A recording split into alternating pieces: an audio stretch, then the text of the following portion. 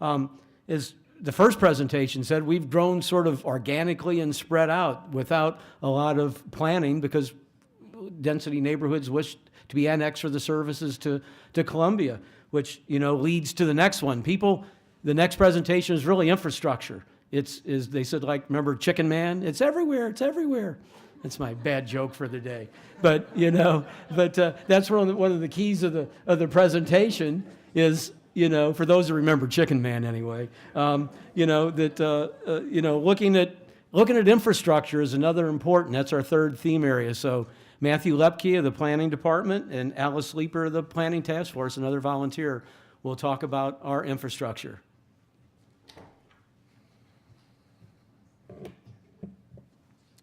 I don't remember Chicken Man. I have no idea what you're talking about. I'm sorry. Maybe we didn't have that in Iowa. I don't know growing up. But at any rate, thank you everyone for being here tonight. We open with an image of one of America's most iconic, I think, infrastructure features, Hoover Dam, and then one of our more recent accomplishments, the O'Callahan-Tillman Bridge, which connects Nevada and Arizona. This, as you know, is not in Missouri, nor is it in Columbia. Nor apparently is Chicken Man on it, but I'll digress. Infrastructure is vital to virtually everything we do, whether we're washing dishes, driving to Kansas City, walking in a park, talking on the phone, borrowing a library book, downloading a movie online. Infrastructure provides a way for all of those things. As we discuss the topic, and I'm throwing a curveball here because we're the only group that asks the questions before the main part of the presentation, but I want you to be mindful of these questions. How is your daily life in Columbia affected by infrastructure?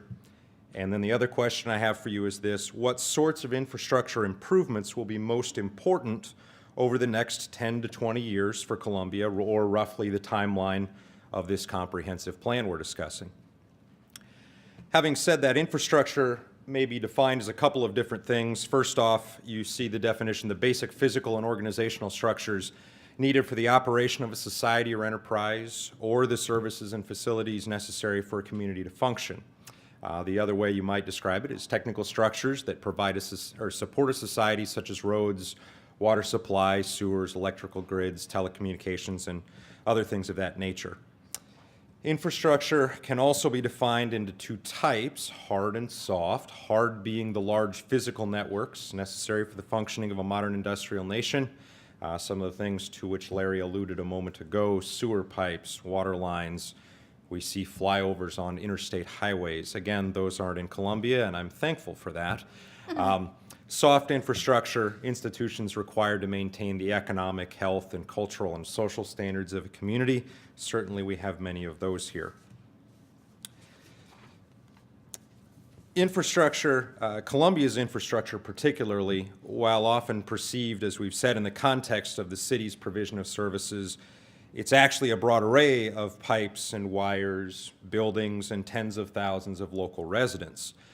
Just think for a moment, how many times have you used the local infrastructure today? And then think how many times you've used it in the last week or the last month. I think for any individual, that number's probably staggering. Most of the time, infrastructure provides convenience. That's going to the ATM and withdrawing money. That's turning on the faucet and having nice potable cold water come out of it. Sometimes, though, as we all know, infrastructure gives us some headaches, whether that's a canceled flight, road construction, power outage, whatever it may be. But think for a moment, why are those things a pain in the neck? I think the answer is pretty simple. Infrastructure is one of those things that we always expect to work and to work correctly. The list of infrastructure elements is almost endless.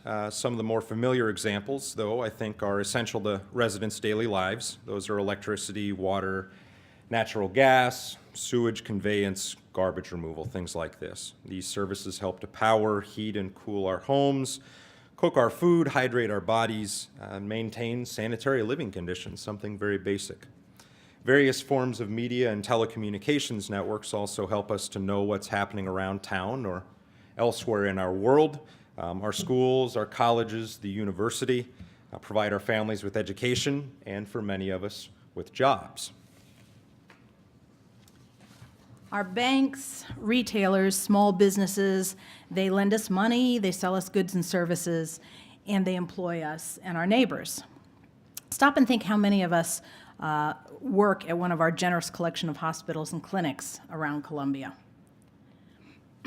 Finally, we have city services. This is probably what we're most familiar with: the administration of the city, fire, and police. These branches keep the city functioning, they patrol our streets, they respond to emergencies, and they put out fires, literally. The list covers just a portion of the infrastructure systems that are present in our city today. One way that the city brings together various services and departments is through the annual capital improvement plan. The capital improvement plan lists potential future programs and construction projects for various departments, and they break them down into different timelines and prioritize the projects in terms of funding needs for the upcoming budget purpose. In particular, with the infrastructure projects, the Infrastructure Task Force was established and charged with proposing guidelines for cost allocations and funding sources to support the city's current and future infrastructure needs. As Columbia grows in the near future, it's vital that we understand how intertwined our lives are with the infrastructure needs, and we assess the systems that we currently have in place and look at the deficiencies and improvements that we need to make in terms of current capacities and routes for expansions that are fundamental for us as we grow, with the expectation that Columbia will continue to add thousands of new residents over the life of this comprehensive plan. Now's the time to collaborate to understand what our future needs will potentially be. Here's a couple of examples of some of the challenges that are faced by the city. The city's sewer utility is anticipating adding another 60,000 users. That's almost twice the daily wastewater flow that we currently have by 2030. Now, some of it's new people moving in, some of it's conversion from private sewers into public sewers and whatnot. Columbia Power and Light is facing increasing power demands.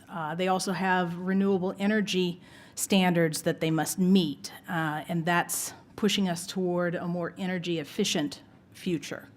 The telecom providers are looking at the needs that we have for faster internet, both wired and mobile.